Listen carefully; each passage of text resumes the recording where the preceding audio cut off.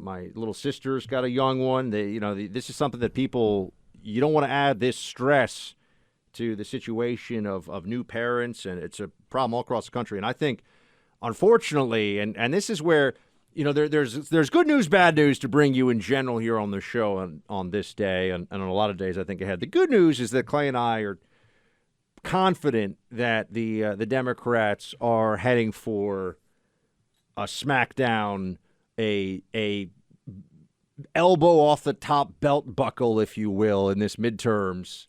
That a suplex. I used to watch the WWF back in the day before the wildlife people got mad at them and made it to WWE.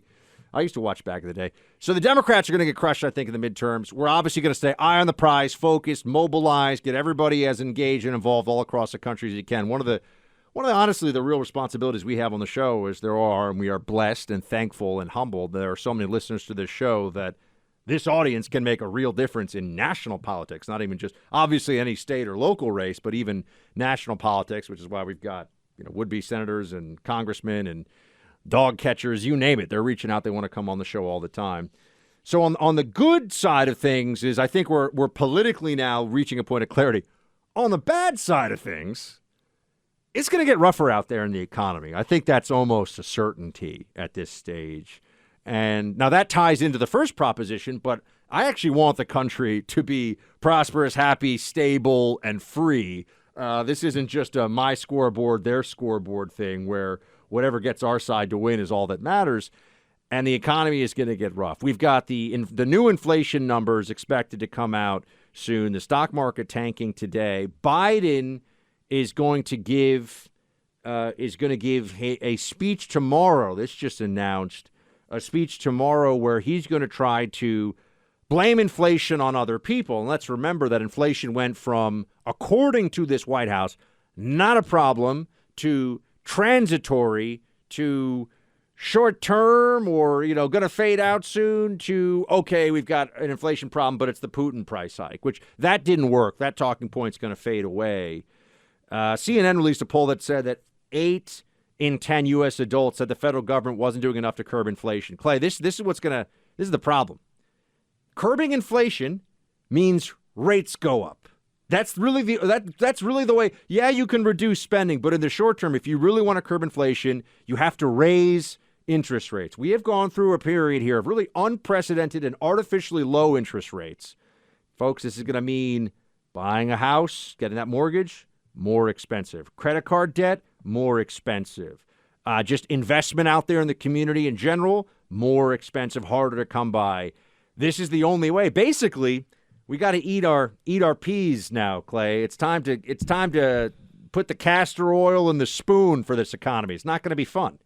Yeah, and what Biden's going to try to do is confuse people and argue that the policies he's tried to pass that have not passed have caused, that, other words, Republicans have helped to cause inflation. Now, they're blaming everybody, right? Because initially, as you said, Buck, the argument was this is very transitory, and instead it's now somewhat stable. Now, the expectations are that inflation is going to come back a little bit on Wednesday. And again, that number, I believe, comes out at 8:30 a.m. Eastern on Wednesday. So I'm sure Wednesday's show will be talking about whatever those numbers might have shown for April. The challenge is, to your point, the only real way to dial back inflation is to start to raise interest rates. And there's still a tremendous gap between where interest rates are and where the inflation rate is. And it doesn't feel to me like this is going to be a rapid retrenchment in any way. But Biden knows that he's way underwater on the inflation-related issues, so he's going to try and muddy those waters and try to assert blame on Republicans rather than owning it himself for the policies that he put in place. And honestly, thank goodness on a small scale that Joe Manchin and Kyrsten Sinema stood up against the massive Build Back Better plan that Biden wanted to spend, because if that had passed, that was going to be trillions of more dollars rolling into our economy being spent by the federal government at the worst possible time. Now, unfortunately, they were able to ram through all of the spending that they were in the early days of the Biden administration. What did we end up spending on COVID? Over $5 trillion, right, Buck? Yes, sir. Over $5 trillion that we borrowed for COVID. And it basically, all of that money had virtually, I believe, no impact, meaning it would have been better off for us if we had never shut down, if we had just powered right through. Virtually everyone has gotten COVID by this point or gotten the COVID shot. Many have gotten both the COVID shot and COVID, of course, including your own Governor Kathy Hochul, who continues to trot out the insanely ridiculous, I have COVID, it's relatively minor, thanks to the fact of my 2 shots and my 2 boosters. I mean, it's such a cliche at this point. But that's where we are. We're captured now at 40-year high inflation rates, which make, I believe, I really think there's no argument at this point.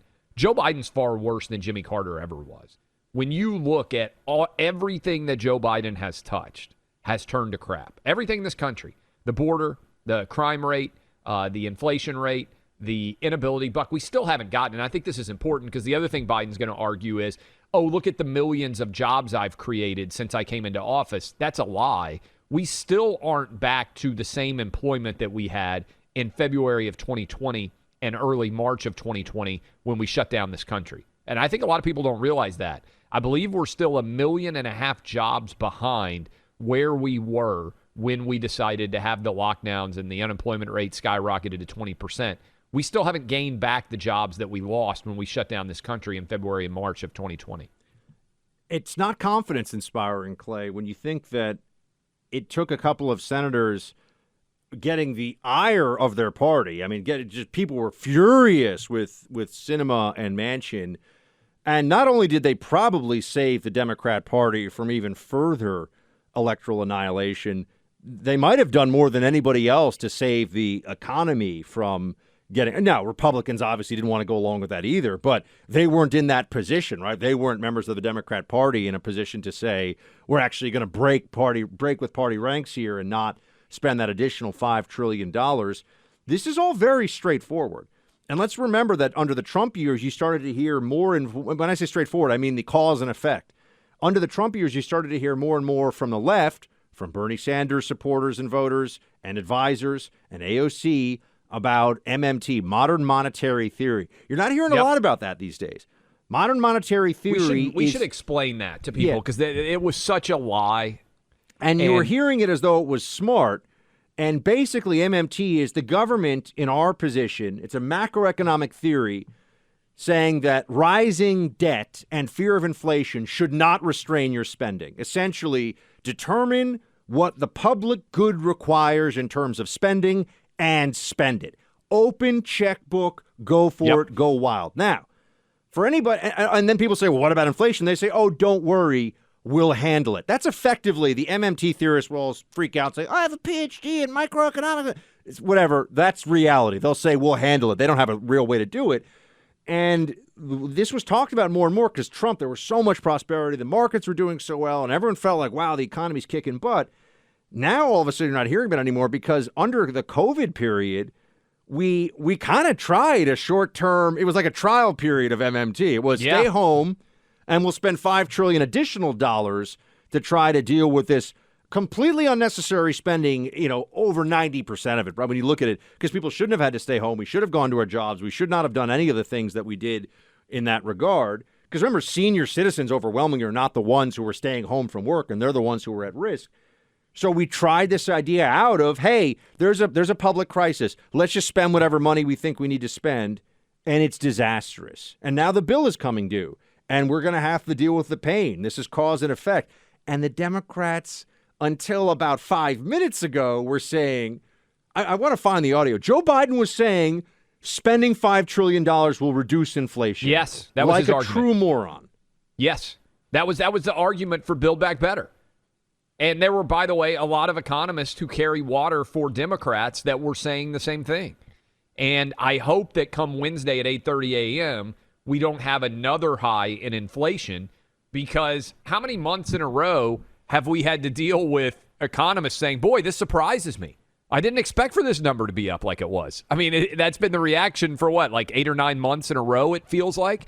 And the idea that you can borrow as much money as you want and there are no consequences ever is one of the linchpins of modern monetary theory, and it's been proven to be 100% wrong. And only because of Joe Manchin and Kyrsten Sinema did Democrats not spend an additional, and Buck, even the $5 trillion number doesn't do justice to how much more money they wanted to spend, because it was $5 trillion over 10 years, but then they cut it off as if it wasn't going to exist any longer, meaning the reality is we're talking about 10, 20, 30 trillion dollars over the next 30 or 40 years that Democrats wanted to commit the federal government to spending. You know, we know there are regime media outlets effectively that will do anything to support Biden. It's most of the political national journalists out there. Whatever they can do to help the Biden administration narrative, they will do, and they think that they have a duty to set aside whatever ethics their profession demands or supposedly demands in order to serve the interests of Biden. They're regime economists, too, because every time Biden would say this, economists all agree. And, of course, economists don't all agree. That's an untrue statement, but that's part of the propaganda. And then they'd point to some institute, some nonprofit that has a bunch of economists working for it. Well, if you want to be the economist who gets invited on CNBC and gets a $50,000 or $20,000, whatever it is, speaking gig at some conference of investors, you always come up with Biden's doing a good job. Biden knows, we're moving in the right direction. You essentially become a cheerleader for the idiotic policies. That's been going on for the last year and a half, give or take. I think we're about to see less and less of that because just indefensible at this point. There's no defense to be made of the Biden economy. I will predict what Biden is going to say tomorrow, that he has the solution to inflation and Republicans are stopping him from implementing it. That's what I would, if you want to story in a sentence, what is Joe Biden going to say tomorrow? It is, I have the solution to high inflation and Republicans are keeping me from implementing it. They are the reason for this problem. I think that's what he's going to pivot to now, because initially it was transitory, then it was Putin, then it was nothing is ever the Democrat policy fault, even though the reality is here they are to blame.